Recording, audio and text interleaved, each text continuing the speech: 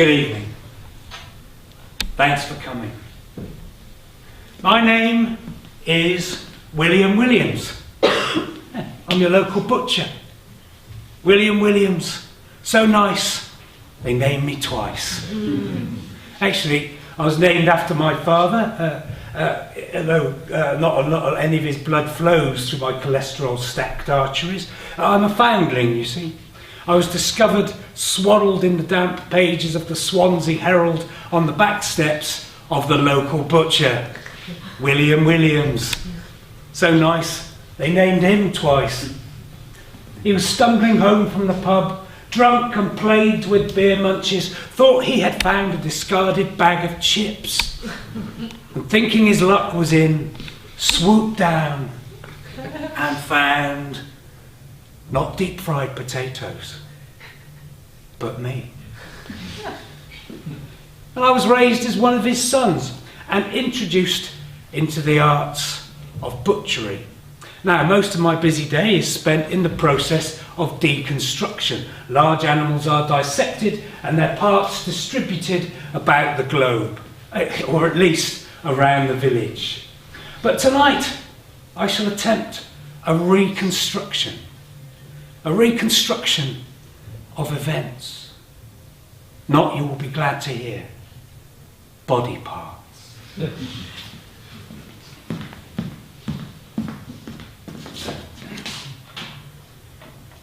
In April 1942, my dad was sent to fight in the Second World War in Egypt. Later on that same year, he was laying a communication cable and he crawled onto a booby trap which exploded and sent most of his toes and part of his shin bone sailing off into the blue desert sky. He said, "I was lucky I didn't lose something a little bit more important." After being blown up, my dad was put into an office job in Cairo and his toes replaced with newspaper stuffed into oversized shiny army boots. He walked with a subtle limp, which you only really noticed when he danced. After the war, he returned home and a beautiful lady from South Wales agreed to marry him, and they settled down in their new home. He had travelled twice around the world and witnessed scenes of horror that most people nowadays only voluntarily experience on Netflix. "How's that for a gap year?" he would say. He said, "After all that, I'm quite happy to stay at home, thank you very much." This is the house. Round the back is the step on which I was left. You can't see it. It's round the back. This is where we all lived together. Me, my sister Maria, my mum, and my dad. Oops. And later on, much later on, I lived there with my wife. This beautiful house. And it contained everything we owned: tables, chairs, rugs, a bathtub, ornaments, small statuettes, no living pets, and a doll's house. Now, we didn't get out much, but we had an extraordinary time.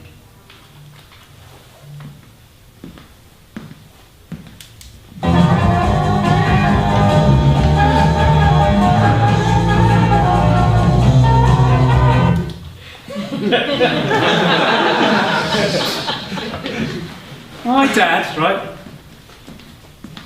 he spent the day standing in sawdust, chopping meat and listening to the gossip coming in and coming out of the shop. And he had the radio on all the time for ambience, he used to say.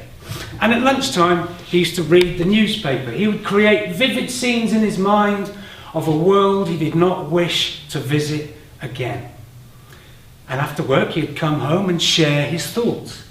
It would often start with gossip around the dinner table, small stuff happening in the town. But at 7 o'clock, every night, he would open up the doors of the doll's house and start the show.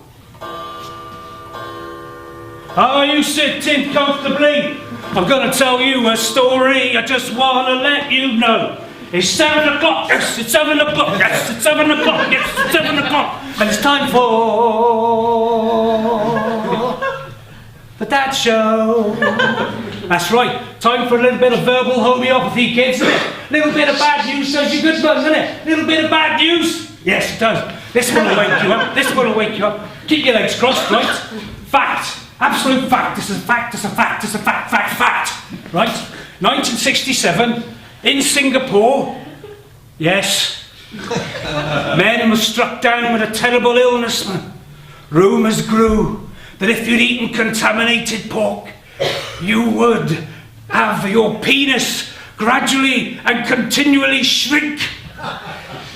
Smaller and smaller it would get until it would disappear up inside you and cause you an agonising death, man. What do you think of that? You like the idea of that?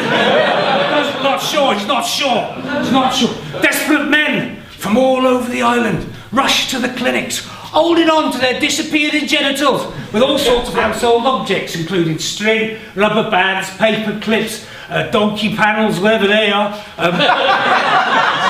They're really good for doing that job. Clamps, etc. Now, the government announced over the radio, if you eat pork, you'll be all right. Despite the warning, sausage sales plummeted. Right, good. Black magic. Dark powers. Evil forces. All the men's penises are disappearing. Boys do cry, and you would too if you knew why. Because size matters, and how it flatters to deceive. The other side of the planet, wind blows fear and panic. Will everything again be alright? Because the end of fun for some is in sight. Right, sing along to the next bit. In and out, in and out, on the in and out. But when it goes in and doesn't come back out, it makes them scream, it makes them shout. Around the block and back again, a raggedy line of worrisome men queuing at the doctor's door, like the snake that eats its own tail for folklore. That's a good line. Here we go. Oh, hold on. That's all right. Just what is wrong? My penis has gone down inside. What else is the matter? My pants are too loose. Oh, no more fun for you then. How small will it get? See that P there? That. Really? In and out, the men will want the in and out. But when it goes in, it doesn't come back out. It makes them scream, it makes them shout. Yes, it does. Shame, shame for their loss. Keep it safe, cut it off. Sew it back on later if you can. As if it's still working, my man. You go in and out, in and out, in and out. When it goes in, doesn't come back out. It makes them scream, it makes them shout. Double P. It's really hard doing the double penis. Only that he made this last night, man.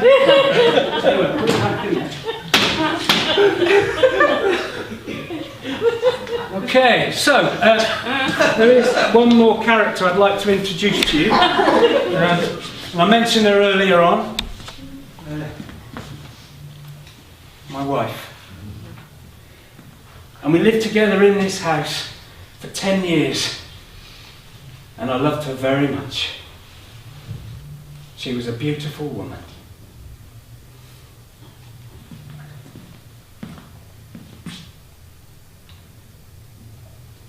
And this is how I met her. I saw her across a darkened room, and she saw me. Idiot dancers manoeuvred themselves haphazardly between us. My snake hips cut a swathe across the beer sticky rug, pushing them all aside. I took her hand, me normally shy. Her lumpy skull ring dug deep into my calloused palm. Hard rucked up hills and valleys of skin made thick by the constant touch of cold pork. Well, I'm a butcher, so my hands never warm up, see? We moved into a side room where ancient slipshod wardrobe-shaking reggae beats moved us together like fridge magnets. She lit a fag and put it into my mouth, and then I put it into her mouth. And then she put it back into my mouth. I sucked in and exhaled smoke into her shimmering eyes. Let's go home, she said. And we spent the night together in her incense-wrecked flat, our legs tangling in crumpled sheets. And we came together like Siamese volcanoes. I said, I've died and gone to heaven. Now you're back, she said. A little death, she said. A moment's disappearing from life's woes. Hey, you're a poet and you didn't know it, I said. Say something else nice. In that moment, you forgot about yourself and saw me for the first time. I've got cramp in my buttocks. Outside, the moment broken, as the sun rising above the gasworks shone through the window of her 13th story flat and illuminated all the ginger hairs across my forearm.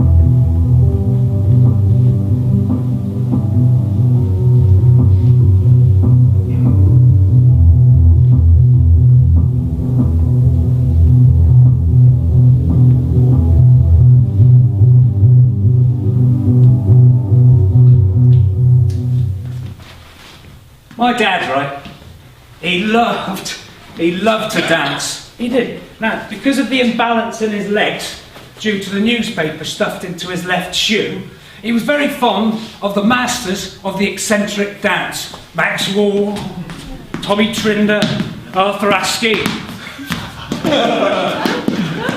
You name it, he used to look there. And the other strange thing he used to do, if you read any bad news in the newspaper, he would cut it out and put in a separate pile for shoe stuffing. He would often point down to the offending limb, and we as children would solemnly announce, "Oos oom, oos oom." Out of sight, out of mind, man. Just want to let you know. It's 7 o'clock, it's 7 o'clock, it's 7 o'clock, yes, it's 7 o'clock, it's 7, yeah, we know the rest. Time for Dad Show. Fact, absolute fact. You at the back, it's a fact. You got this? You remember this for the rest of your life. 1518, right? 1518, hot July day in Strasbourg. Frau Sophia left her house and she had on her new shoes, man. She had on new shoes, what do you think of that? Good. The left one began to move, to squirm around in the dust. She kicked it back and forth, and before she knew it, The right one had joined in. And she was dancing. A crowd began to gather. She had started the famous dancing plague of the Middle Ages, man. Everybody started dancing and they couldn't stop. Not a dancing plague of death, pestilence and war, but a dancing plague, a dancing plague, a dancing plague of dancing. Now imagine that, if we left our houses, and we all started dancing in the street. Well, that's exactly what happened. Come on, kids! Right, here we go.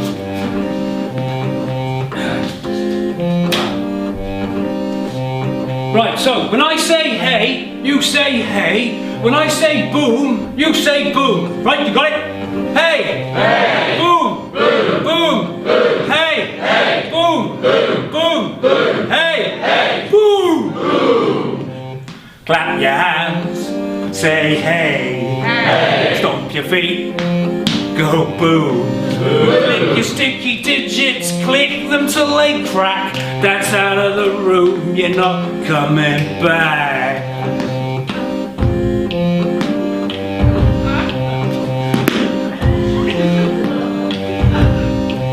So join on, join in, zoning out, yeah, we're zoning in. Come with us, you better come on in. Off to hell, that's where he's going.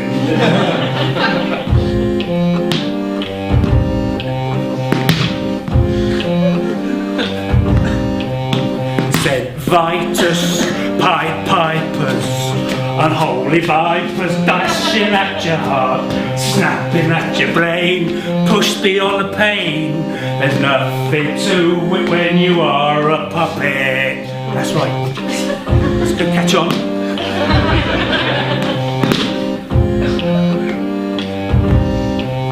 So clap your hands, say hey, hey. Stomp your feet, go boom. Click your sticky digits, click them till they crack. That's out of the room, you're not coming back.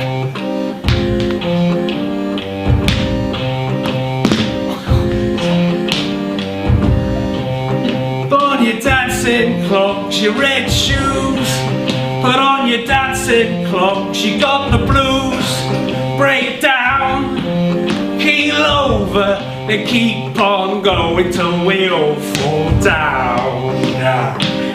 Woohoo! That's it now! I'm in the bloody zone, man! There's nothing gonna stop me! That's it! I'm not gonna stop dancing! Till my legs fall off! My head falls off or something! That's right, kids! Actually, hang on, wait a minute. Yeah, you stop dancing now. Right, kids, yeah, stop dancing, kids! That's it! Nice one.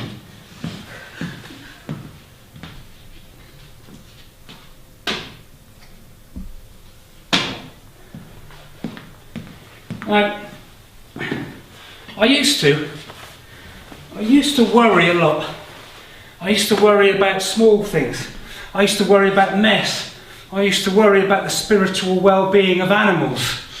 I used to worry about all that meat going on. I used to worry about my teeth. Yeah, I used to worry about my teeth. I used to clean them 3 times a day and then put them in a glass of cold water before I went to bed. Before I slept, I used to kiss my wife on the cheek and tell her that I loved her. Because you never know when you're going to see her again. I used to watch my weight, and on Tuesdays and Fridays, all I used to eat was nuts and fruit. And that's quite unusual for a butcher. And people say I look good for a man of my age, yeah, which is 58, by the way. But the biggest thing I used to worry about was my place in the world. Well, what do you mean, I hear you ask? Well, the world is a scary place. And we're all in it together. Aren't we?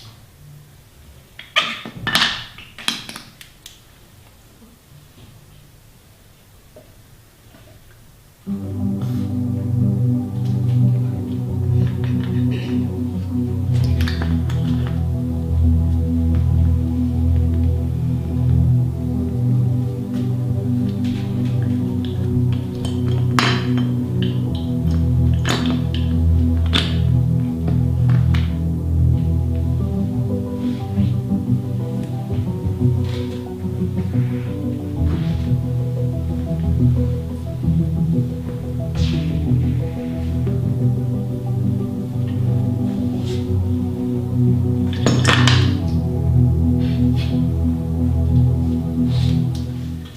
dad, right, he loved to joke. He loved to joke, to make us laugh.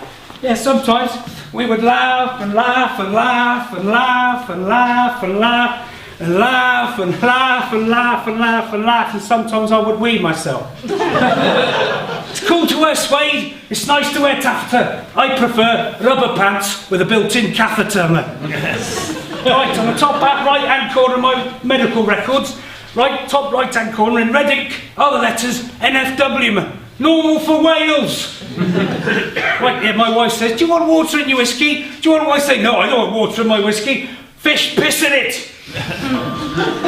Just want to let you know.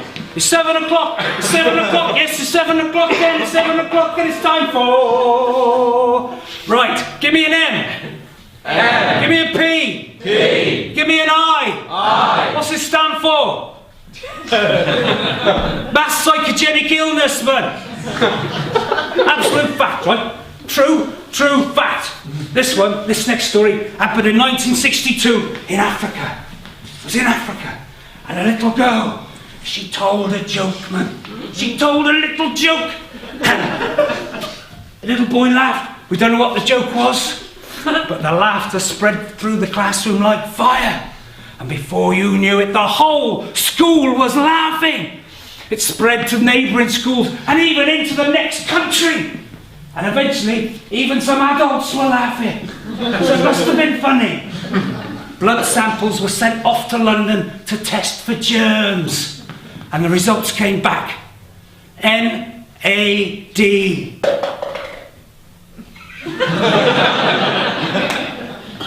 Nothing abnormal detected. They closed the schools, shut down the doors, man.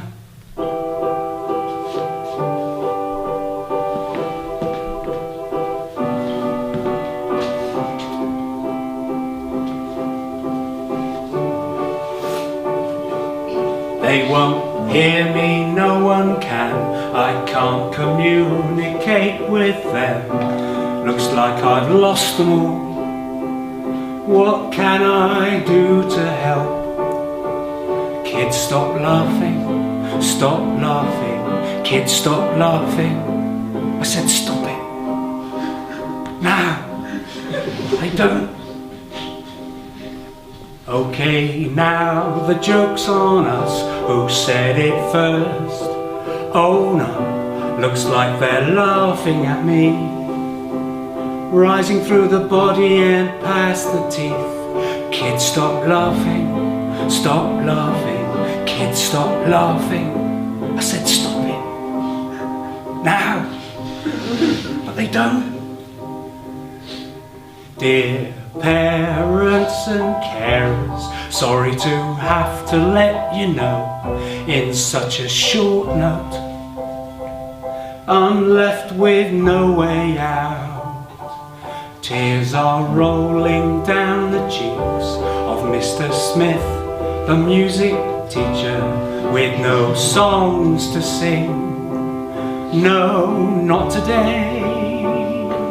Mrs. Jones is really strict when she's teaching arithmetic. Today she's eaten the chalk. What's there to laugh about? Close the school, close the school, close the school, close the school. Don't let it get out. Through the dark and down the lane to the school at night.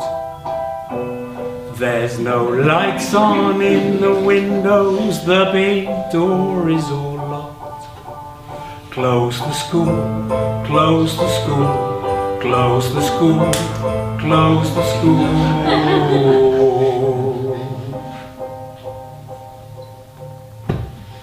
Don't let it get out.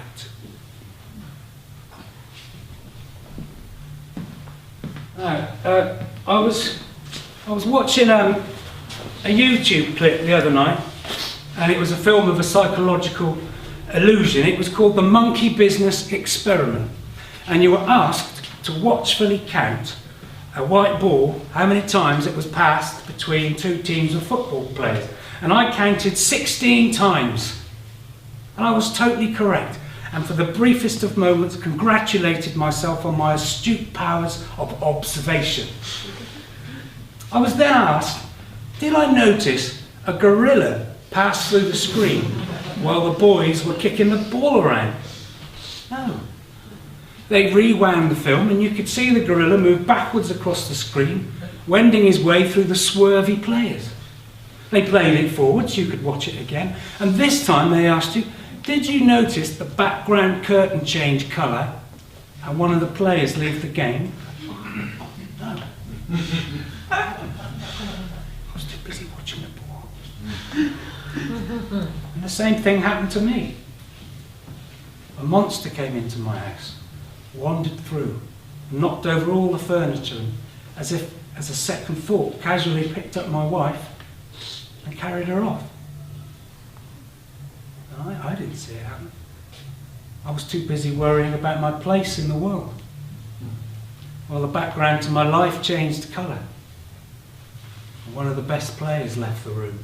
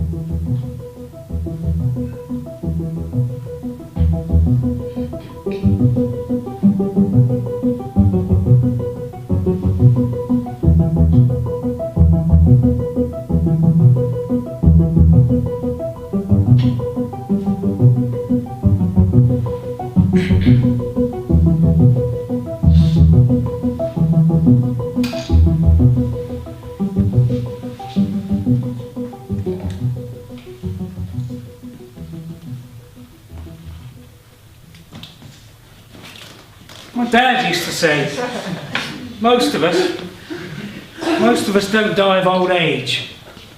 No, most of us die from our monsters. They're inside us, waiting to get us.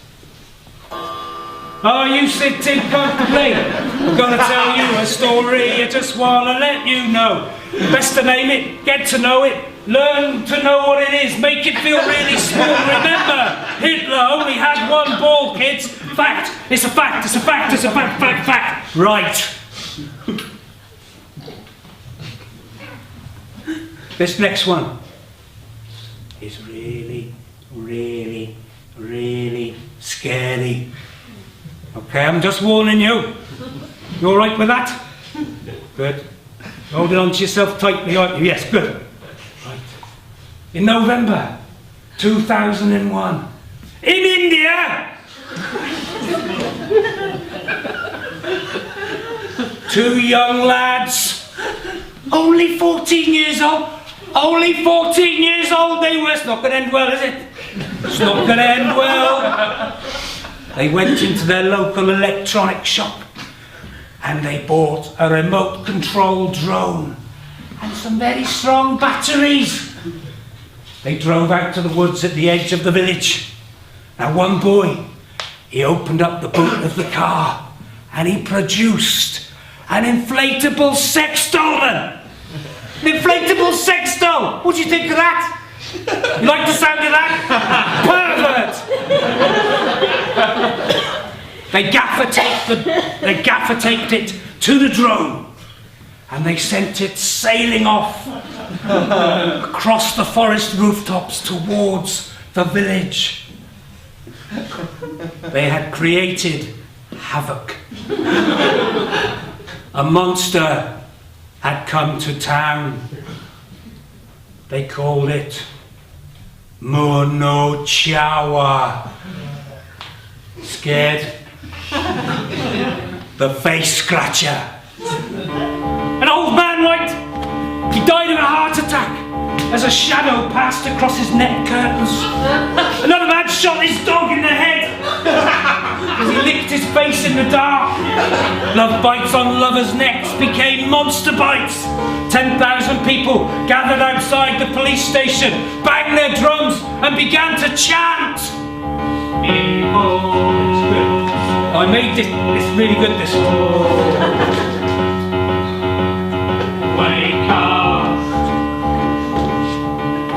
Wake up.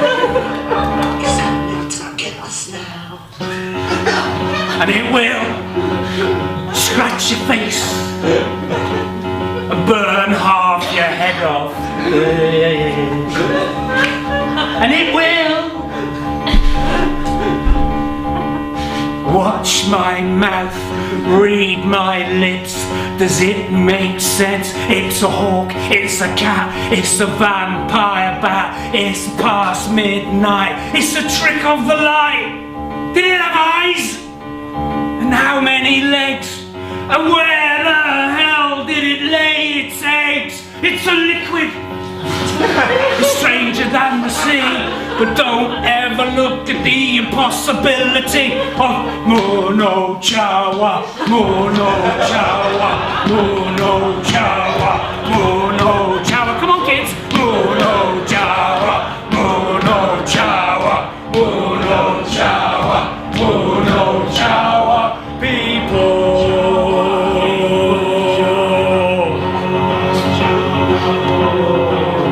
Wake up, wake up, wake up, wake up. It's coming to get us now, and it will scratch your face, burn half your head off. It will. So the cops tell you to shut the door, turn off the light, get into bed, stay up all night, drive away in your car, dig a hole, you won't get far, get a mirror, shave your back, Hail Mary, smoke a crack, light a fire, get a stick, get a gun, kill yourself. Mono Chawa, Mono Chawa, Mono Chawa, Mono Chawa, Mono Chawa, Mono Chawa, Mono Chawa, Mono Chawa, people.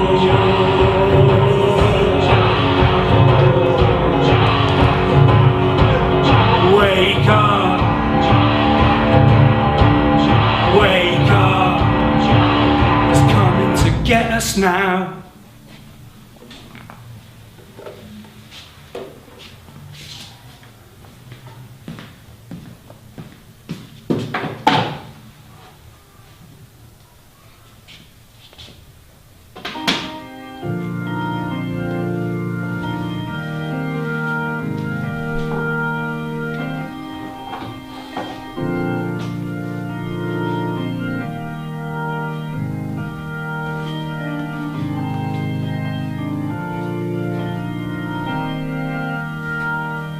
On the day of my wife's funeral, I wasn't feeling very well. The throat was all sore and lumpy and I was sweating a lot. It was in a church and I didn't want to go, but she believed in God, so you have to go, don't you? The organist played a fine rendition of Shake Some Action by the Flaming Groovies. And that's when I collapsed. Which is ironic really, because the song's all about going out there and doing your thing, isn't it? The doctor said I'd glandular fever, but I just couldn't shake it off. I just couldn't shake it off. And when I got home, that was that. I led her on the sofa and I was like a piece of meat in a fridge that had been turned off. People said I'd gone mental. I trust myself. I know myself. I had a disease.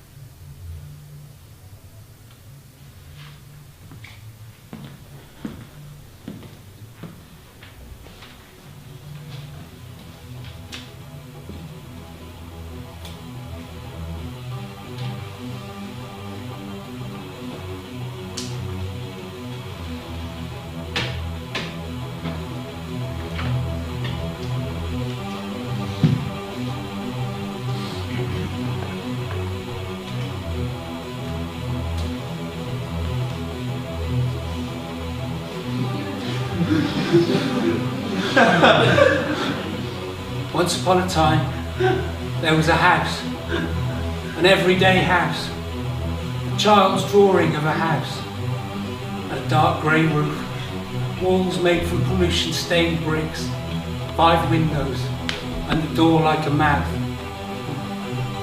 a small red mouth. The letterbox is a grimace. Could receive messages and correspondences from the outside world, but it does not. It's not real. It's just painted on. Curtains are drawn. Curtains are always drawn. The house is a closed box. I shut up the shop. I stopped going to work. The meat began to rot. I was inside. I was like Schrodinger's cat. I was half alive, I was half dead. I was shut off from health, shut off from pleasure, shut off from blasphemy, shut off from love, shut off from surprises, shut off from sex, shut off from sounds, shut off from being hugged, shut off from me, shut off from you, shut off from God, shut off from paper and pens and card games, shut off from tools, shut off from crime novels, shut off from scalextrics, shut off from tea and coffee with an extra place in Jamaica rum, shut off from breakfast, shut off from outside noise, shut off from journeys and the joy of returning, shut off from the ice cream man's van's stuttering bells, shut off from walking in a field, shut off from the pleasures of smoking, shut off from touching a horse, shut off from the forgotten graves in the graveyard, shut off from the post office, shut off from my friends, shut off from school, shut off from woodwork, shut off from nature studies, shut off from politics, shut off from theatre, shut off from comic conventions, shut off from family holidays, shut off from watching a crab walking underwater in a sunlit rock pool, shut off from the wonders of the world, shut off from the wildebeest roaming the Serengeti, shut off from the clouds, shut off from the sky, shut off from the light, shut off from space flight, shut off from the stars. I was shut off from my wife. I was shut off. Just shut off. I was shut off. Just shut off. I was shut off. Just shut off. I was shut off. Shut off. I was shut off. Shut off. Shut off. I was shut off. I was shut off. Shut off. Shut off.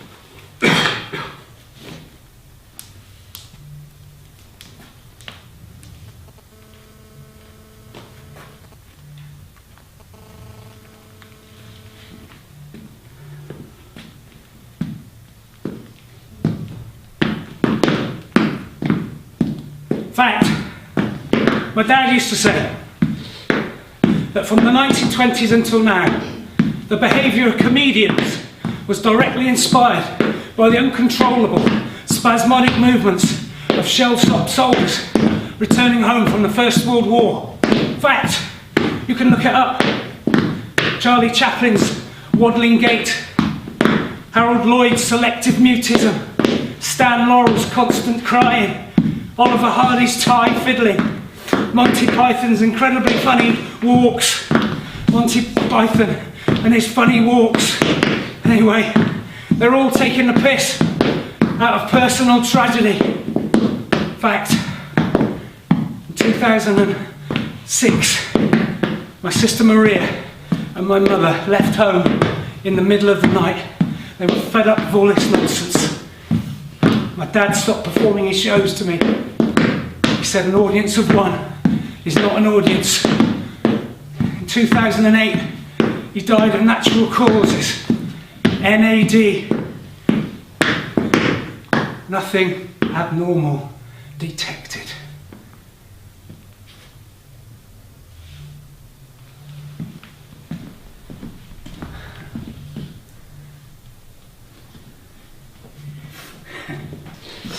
Shake Some Action by the Flaming Groovies. Look at that. Now, I used to play this repeatedly and never got tired of listening to it over and over again. And it became part of me. It flowed through my veins. It was like a mantra on repeat in my mind. I was reconstructing all the times that we'd spent together, me and my wife, because this was her favourite record. It's probably one of the best rock and roll songs ever written, which is good, because if her favourite song had been Staying Alive by the Bee Gees, we probably wouldn't have got it together. Now, it starts full of hope and seems to offer endless possibilities, and ends with 5 soft notes hanging in the air, inviting you to play it over again. Which I did. This one small record. And it saved me. Now, all the stories that my dad used to tell us came from one person's fear, anxiety, stress, from being somewhere odd with a place in the world. So, after much consideration and deep thought, this is what I did. I took the record out of its sleeve and I held it up to the light, and I looked at the world through the tiny hole in its black centre. I held it up to the light and I kissed it. I held it up to the light and I stuck my tongue through the hole in the middle. No one ever does that, do they? This is the A side. On it goes.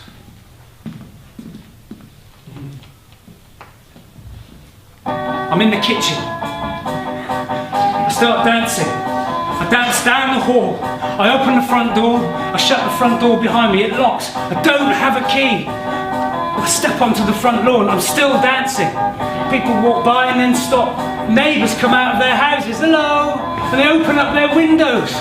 The builders, they stop work and lean like a cliche on their shovels. A red car zooms down the street, but the one after that comes to a halt, and the one after that coming in the other direction. A motorbike cuts its engine. They all watch. It's just me that's moving. A man gets out of a van with his wife and they start to dance. A young girl, a cigarette stuck to her bottom lip, gets out of her black sports car and starts to dance. A crowd has begun to gather. A young man, one of the builders, turns up the radio really loud and he shouts, "This one will do it for ya!" They clap, they all start clapping. The loud music thumps through the air and into our ears. It's the same song, the one that she loved. A clump becomes a group, becomes a mass, and we're all dancing. But this is the moment where we forget ourselves, but we don't join hands, because that would be naff. But there's no stopping us. We continue.